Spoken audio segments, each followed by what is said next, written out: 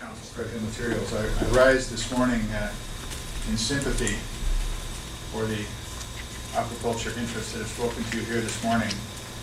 It's a difficult thing in Jefferson County to make facts speak instead of ad hominem arguments or ad populum arguments. The DOE has essentially slapped the county's hand by telling you that there was no scientific basis for your outright ban on water-dependent use. By the way, it's not the only water-dependent use you outright banned in your Shoreline Master Program. That's an issue for another day. Although I express sympathy, I want to encourage the aquaculture interests that are here to stick with it.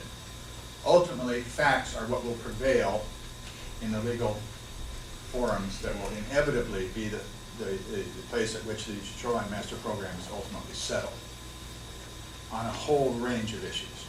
So hang in there, folks. It's going to be a long ride. Second subject. I read with disgust is too light a term this morning in the internet news. The U.S. Congress is about to propose cutting $748 million from the Women's, Infant, and Children program. Don't touch those military bans, but by God, we can take food out of the mouths of women, infant, and children. Now, I've come before this board on a number of occasions to ask you to do a very little thing. I'm doing it again today.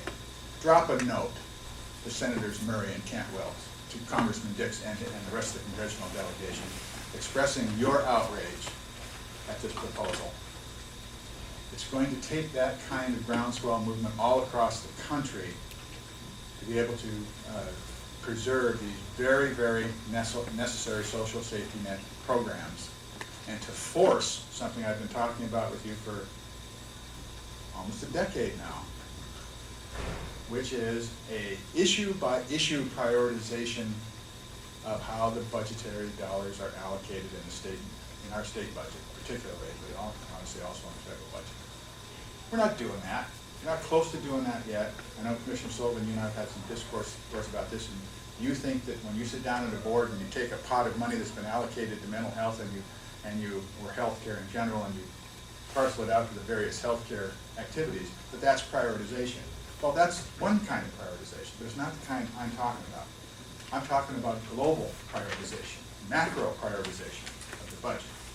What are the things we must fund, even though they're discretionary, and what are the things that can then wait? We don't do that in this state, and that hence the drama, the Greek tragedy of our current state budget discussions. Thank you. Thank you, Mr. Tracy.